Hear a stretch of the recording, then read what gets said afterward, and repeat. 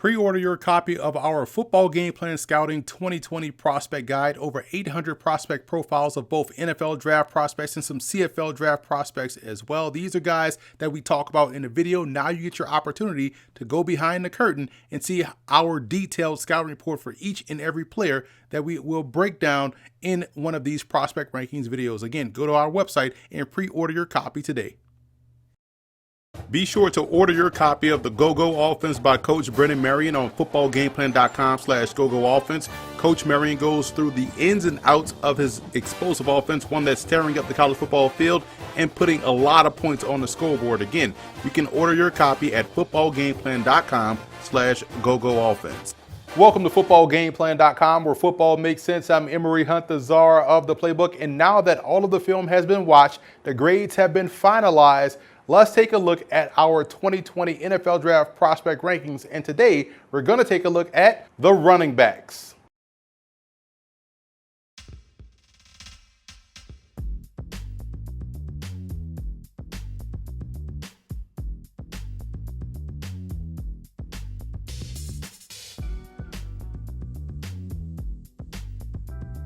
DeAndre Swift of Georgia checks in as my #1 running back prospect in this year's draft class. He has everything that you want in that position: vision, elusiveness, quickness, receiving skills, and the ability to hit the home run. To me, he's LaShawn McCoy reincarnated and adds another notch in the belt for running back U, the Georgia Bulldogs. At number 2 is J.K. Dobbins out of Ohio State, and I grew to appreciate his game and how much work he put in to get better each and every season. He has elite level quickness, able to make moves going downhill, which is very tough to do, and is a very polished player in the passing game. From route running to pass pro, he gets the job done and is a 3-down player in my opinion. Jonathan Taylor of Wisconsin has very polished game. He's a patient runner with home run hitting speed. He showed this year the ability to catch the football in the passing game, which was a big concern for him for many of the skeptics. The only other concern involves ball security, which you hope doesn't rear its ugly head as a pro. I think he's an NFL ready player, a day one foundation type back. Clyde Edwards-Helaire was outstanding this year for LSU. His game is very similar to that of another former LSU back in Kevin Faulk. Edwards-Helaire is equally as dangerous in the run game as he is in the passing game, keeping your playbook fully open when he's out there on the field. And rounding out my top 5 is Cam Akers of Florida State, who reminds me a lot of Alvin Kamara and what he brings to the table from an athleticism standpoint and from a skill set perspective. Akers, a former high school quarterback, has an understanding of the passing game that many backs just don't have, and can be a guy that can dot the I if need be. And here's a look at the rest of my top 10. Benny LeMay out of Charlotte and Eno Benjamin out of Arizona State are shorter backs that have that natural center of gravity to change direction pretty easily. LeMay has the patience of an airline passenger sitting next to a crying baby, and I'm a big fan of his footwork. Also, of the footwork of Darius Anderson out of TCU, who has good all-around game. Anthony McFarland Jr. out of Maryland reminds me a lot of Chris Johnson and how he has that legit take it to the house speed. McFarland doesn't need many carries to make a dent in the game. Where he has to continue to grow his game is in the passing area, as he wasn't asked to do much of that at Maryland. I think many are underrating A.J. Dillon's game out of Boston College. He is a terrific athlete who should test very similar to Jonathan Taylor, and just like Taylor, he showed that he can catch football very well this season. I was at the Kansas game earlier in the year, and what was big for me was that this year he showed how much quicker he had gotten over years previous, and I'm a big fan of his game.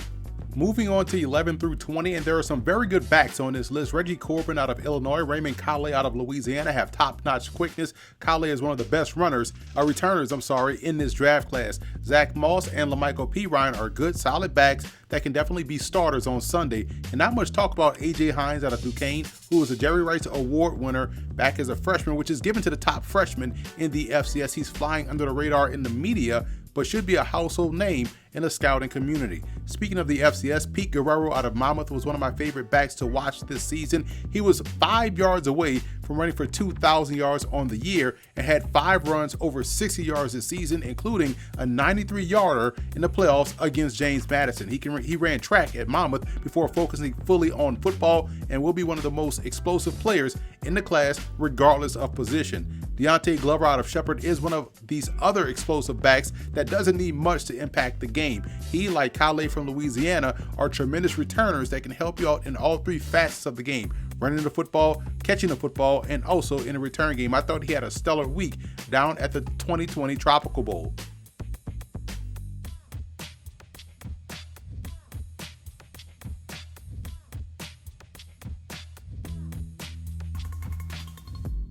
James Robinson out of Illinois State is coming off of an excellent career with the Redbirds and a fantastic week of work down at the East-West Shrine Bowl. If South Carolina's Rico Dowdle can stay healthy, man, oh man, he's got the it factor. He has that juice that you want. Hopefully he's able to stay healthy at the NFL level, because his South Carolina tape to me was very impressive. Antonio Gibson out of Memphis was an interesting eval for me. Some have him as a wide receiver, some have him as a running back, as do I. For me, it was about the athleticism and the playmaking ability. You just want the football in his hands. That alone gets you very high marks in my book, so it will be interesting to see how he fits in with whichever team selects him in this year's draft. 2 HBCU prospects hit the group, and we'll start with the diminutive Dewanya Tucker from Prairie View A&M. Don't let his height or his size fool you. Tucker has legit game with the ability to make you look foolish in the open field. At worst, he will help you out in the return game, but can have just as much of an impact within your regular offense.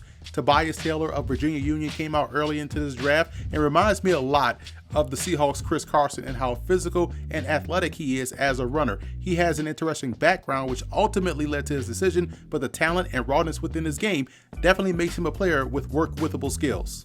Rolling right along here, and there's a ton of speed in this group with Levante Bellamy out of Western Michigan, Jason Huntley out of New Mexico State, and Mo Neal from Syracuse making an appearance, and both Deshaun Waller of Alcorn State and Devwah Whaley out of Arkansas are very good NFL-type backs. Whaley would be rated much higher had it not been for the dreaded injury bug that plagued him while at Arkansas. Speaking of speed, Bethune-Cookman's Jimmy Robinson has that and has a lot of it. He played receiver for the Wildcats throughout his entire collegiate career and was also a terrific returnman as well.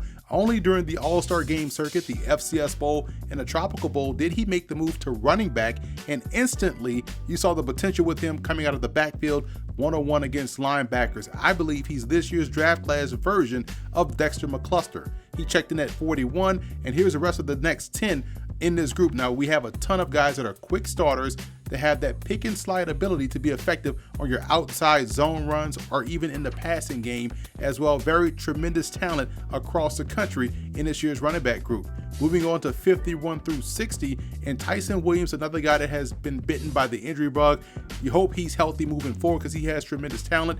Jordan Bentley of Alabama A&M is one to keep an eye on. He's another one, a taller back that has the receiving skills and the ability to make you miss, and had a productive career for the Bulldogs. And I also became a big fan of what guys like Ty Flanagan and Charles Snorway did at the levels that they play in. Snorway played at Slippery Rock with a very good quarterback and Roland Rufus III, and Ty Flanagan had an excellent career at Idaho State. Now, as we look at 61 through 70, James Hill down there at the bottom, Wayne State, keep an eye on him. He has a little bit of the Matt Forte to his game, a very tall, smooth runner that has the ability to make you miss in the open field. Brian Herrion out of Georgia, I think, will be a special team stud at the next level. He's the quintessential example of being a good teammate. And rounding out this running back list is Cameron Scarlett out of Stanford, who has some nice skills. He catches the football really well out of the backfield, in my opinion, but I believe he'll be like Brian Herrion and be a core special teamer at the next level.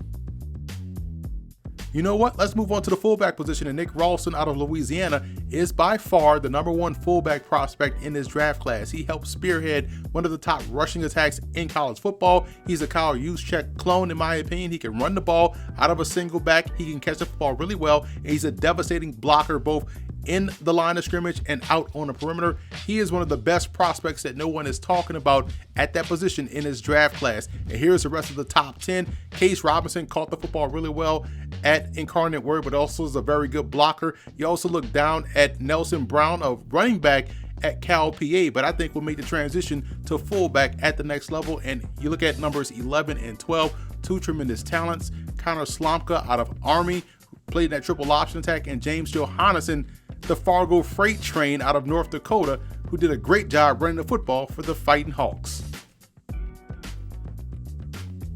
So that's a wrap here from FootballGamePlan.com. I'm Embry Hunt, the czar of the playbook. Be sure to follow me on all of my social media accounts, and don't forget to check out and subscribe to the Football Game Plan Network located at youtube.com/footballgameplan. Also, subscribe on iTunes to Football Game Plan Podcast, where you can find our Scout Team podcast, where we have a ton of player prospect interviews. Also on television, the Game Plus Network, every Thursday at 6:30 p.m. Eastern Time, we have our Scout Team show. Check with your cable provider for channel listings.